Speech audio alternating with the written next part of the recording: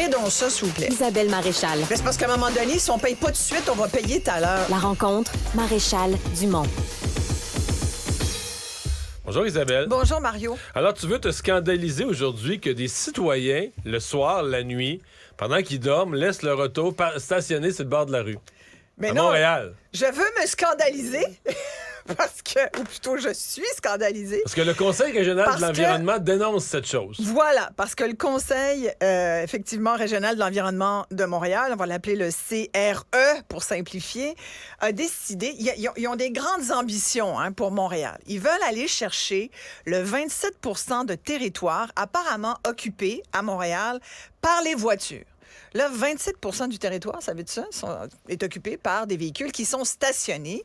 Et pour le Conseil régional de l'environnement de Montréal, là, qui gère toute la question du transport puis de l'espace à Montréal, ça n'a pas de bon sens que des véhicules occupent autant d'espace. C'est un manque à gagner d'1 demi-milliard, apparemment, par année. Et ils ont de grandes ambitions. Moi, je pense... donc, ce qu'ils veulent faire, c'est que d'ici 2035, ça, c'est le projet qui fait partie des 23 recommandations qui ont été déposées ce matin dans le cadre d'un livre blanc qui est disponible d'ailleurs pour tout le monde. Allez le lire sur le site du Conseil régional d'environnement. Toujours intéressant. Ça m'a pris du temps à aller le chercher finalement, mais j'ai pu quand même en avoir un certain résumé. 23 propositions pour une mobilité efficace, équitable et écologique. Et l'une d'entre elles, c'est de faire payer désormais, évidemment, jusqu'en 2035, tous les stationnements qui, en ce moment, sont gratuits.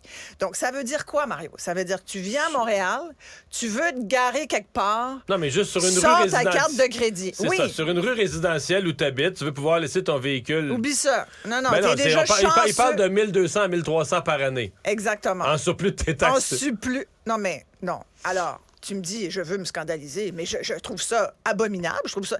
Mais ils disent que c'est ce que ça coûte. Oui, ils disent que nous, citoyens de Montréal, on est un peu innocents. On ne sait pas combien coûte un espace de stationnement. Bien, sincèrement... Non, parce qu'il faut le déneiger. Non, mais j'ai écouté tout leur argumentaire. Il faut le déneiger, il faut le balayer. C'est de l'espace perdu. C'est de l'espace perdu et c'est surtout, comme tu dis, il y a du déneigement, de l'entretien. Là, ils disent, en plus, ça nous empêche d'utiliser cet espace pour d'autres choses. Bien, l'espace que tu vas utiliser pour d'autres choses que tu te plains, là, de déneiger à grands frais, d'entretenir à grands frais... va falloir... Tu auras les mêmes coûts si tu l'utilises à d'autres fins. T'sais? Moi, je pense qu'ils veulent tout faire des pistes cyclables à la place des allées de stationnement. Non, mais on s'entend que c'est mouvement anti-automobiliste radical. Complètement. Et moi, sincèrement, regarde, dis-le, là. Regarde. Dis-le officiellement. Les citoyens automobilistes ne sont plus bienvenus dans cette ville, qui est quand même la métropole du Québec. C'est quand même... Montréal est quand même la plus grosse ville aussi. Mais tu veux plus vieillir à Montréal, là. Ah, mais quand tu dépasses l'âge de faire du vélo, là, c'est comme la ville te met dehors. Mais on va tous finir... de toute façon, à partir du moment où tu as une voiture, tu vas finir par être éjecté de ta ville. Là, on le sait que les gens sont... Toute la question du logement, je t'en parle souvent, mais pour moi, c'est un bon exemple aussi d'une ville qui éjecte ses citoyens. Quand tu n'es pas capable de te loger bien, à coût raisonnable. Je dis même pas logement social moindre coût, je dis à coût raisonnable. Mais là, on a dépassé largement la raison. Puis là, le déraisonnable, c'est de dire à des citoyens qui ont une voiture, parce que oui, il y a encore du monde qui ont besoin de leur char. Que tu veux, je te dis, c'est pas du caprice. On en a besoin. Il y a de plus en plus de travailleurs autonomes, beaucoup de gens qui parlent qui vont d'un endroit à un autre endroit dans la même journée. Il y a des gens là, il y a des parents qui ont des enfants, ils sont même pas dans leur quartier, ils sont obligés d'y aller en voiture. C'est vrai qu'il y a eu des problèmes, puis ça, je le nie pas, là. Il y a des problèmes de civisme sur nos routes, en ville. On sait qu'il y a eu des cas de piétons. De plus en plus, les piétons sont en danger à Montréal. Puis ça, il faut que les automobilistes se calment, mais il faut peut-être aussi que les piétons regardent où est-ce qu'ils vont quand ils marchent, qu'ils lâchent leur téléphone. Tu comprends? Ils peuvent pas, ils viennent de recevoir un courriel. Non, mais tu comprends qu'il faut que ça soit la communauté qui décide de ça. Un des arguments du Conseil régional de l'environnement, c'est de dire, écoutez, il y a une question d'iniquité là-dedans. Il y a quand même 30 % des citoyens de Montréal qui n'ont pas de voiture. C'est inéquitable pour eux. Eux payent pour les autres. Eux payent pour les autres. C'est injuste de payer pour les autres. Ben là, à ce moment-là, en suivant cette logique Ils devraient, eux, payer les trottoirs. Mais là, oui, tant qu'à ça, tu sais. Je veux dire, moi, Puis le je transport en commun est subventionné au coton. Les pistes cyclables sont pas payées par les cyclistes. Moi, dans ce moment-là, je veux pas payer pour l'autobus. J'ai ça prendre l'autobus, puis le métro, je trouve ça pue, je veux plus, tu sais. Écoute, moi, je m'assieds jamais sur un banc de parc. Pourquoi je payerais pour ça? Alors, tu vois, ça peut aller loin, là. Moi, je veux jamais me baigner dans les patinoires de la ville là, qui sont ouvertes 2 mois par année. Pourquoi je paierais pour ça? Non, mais sous cette logique de l'utilisateur payeur, là, c'est ridicule. Elle peut pas s'appliquer comme ça. Moi, je suis pour le communautaire.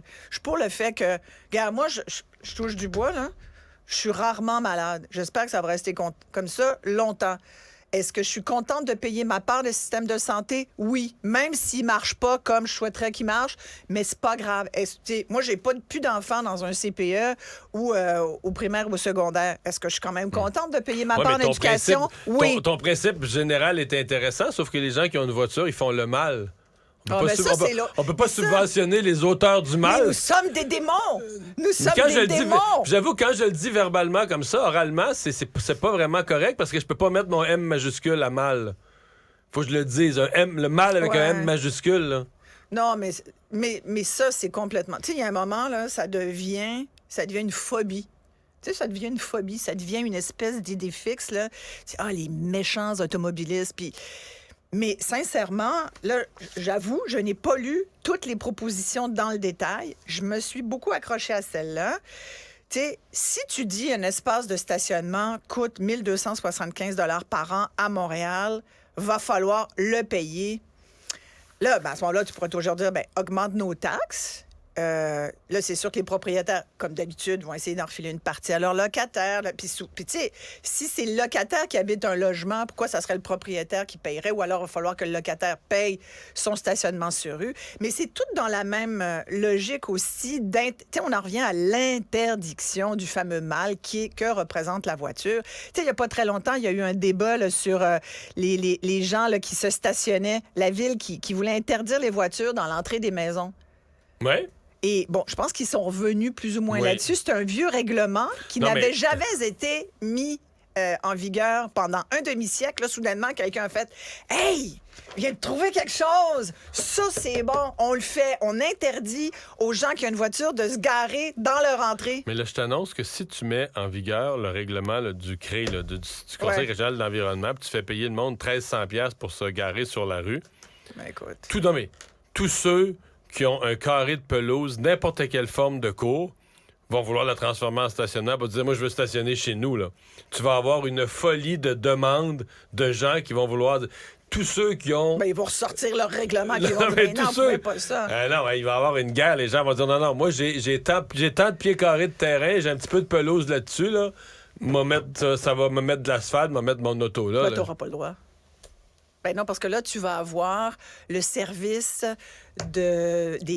l'urbanisme. Oui, d'urbanisme qui s'occupe des espaces verts. Moi, dernièrement, j'ai reçu une lettre et un appel. J'ai eu la visite d'un inspecteur. Ça a l'air que mes sapins dépassent sur la voie publique et que j'entravais la circulation sur la chaussée. Mais c'est parce que là, si on coupe la branche, là, ça fait... Tes branches, ils captent du CO2. Fait que là, j'ai dit, tes branches, ils captent du CO2. Si on les raccourcit, changement climatique. Complètement. Là, j'ai dit, puis attends, je veux dire, à partir du moment où on considère... Moi, je respecte la nature complètement. Je trouve qu'un arbre, c'est un être vivant et ça fait partie de la biodiversité. J'encourage ça. Et là, j'ai quand même expliqué à l'inspecteur, qui avait quand même fait un gros rapport, que j'avais quand même parlé à mes sapins, qui sont magnifiques. C'est des sapins...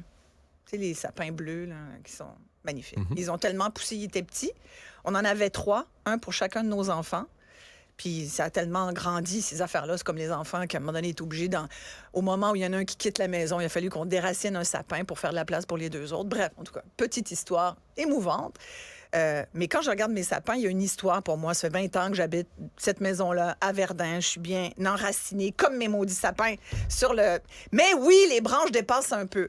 Et là, on m'a dit, il va falloir les couper. Mais je leur ai dit de moins pousser vite parce qu'ils étaient mis en danger. Mais ils veulent couper les branches ou couper tes sapins? Ils veulent couper les branches. Alors, ils m'ont dit, il faut les couper tout de suite. Fait que là, j'ai dit, je peux... oui, mais je les ai coupés un peu. Mais j'ai dit, écoutez, est-ce que c'est possible d'attendre au printemps? Parce qu'on ne coupe pas ça en plein hiver. J'ai mes cèdres aussi qui dépassent un peu, ça a l'air... Écoute, les cèdres sont contents de vivre à Montréal. Fait qu'ils prennent l'expansion. Il faudrait que je les contrôle. Mais tu sais, des cèdres, comment ça marche? Des cèdres, là, c'est des feuilles de vent, puis à l'intérieur, c'est des branches dénudées.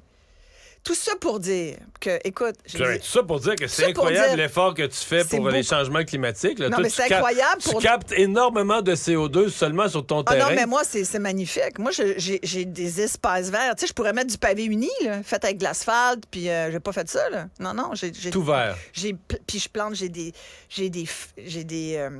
herbes fines, j'ai un petit jardin d'herbes fines.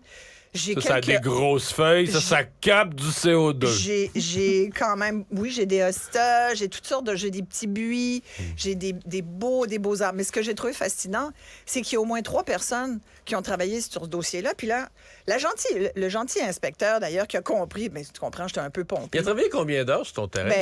Écoute, il est venu voir, je sais pas combien de temps, j'étais pas là, mais ils ont mis une... Écoute, c'est fascinant. Il a fait un rapport? Il a fait un rapport. On s'est parlé quand même longuement. On s'est rappelé. Là, il a vu que j'étais comme un peu pompée à cause de ça. Fait qu'il m'a enlevé le fait que j'avais 14 jours pour agir. Il m'a dit, on va attendre le printemps. Mais il m'a suggéré quand même de mettre là-dessus sa personne au service d'arboristerie. J'ai dit non. Regardez, il dit parce que comme ça, on pourra vous renseigner à savoir quand est-ce que c'est mieux de couper vos cèdres et vos sapins. Vous payez cher de taxes à Montréal. Hein? Fait que là, j'ai dit, attendez, mon frère Google, je vais faire Google, quand est-ce qu'il faut couper des cèdres et des sapins? J'ai pas précisé à Montréal, en supposant que c'était pas mal pareil qu'ailleurs. Et ça dit, à partir de mai, et idéalement mai, juin, puis septembre-octobre. Alors, je dis, voilà, on a la réponse, je viens de sauver de l'argent à la ville. Mais tu comprends comment que c'est incroyable? Mais moi, ce que je note quand même, c'est que si vous payez à Montréal des taxes aussi élevées, c'est qu'il y a beaucoup d'employés à la ville qui s'occupent de... Est-ce qu'on peut dire, il y en a-tu trop? Il y en a-tu trop, à un moment donné? Moi, j'ai trouvé... Mettons que lui avait coupé de moitié le temps qu'il a investi dans ton dossier. Ah, écoute, je dis, regardez... Penses-tu que la ville aurait pu survivre? Non, mais attends. Je pensais pas te la raconter, mais là, tu m'amènes, là. Ils ont fait les poubelles... Écoute, ils ont fait les poubelles de ma fille qui habite dans Ville-Marie. Ils ont fait son recyclage.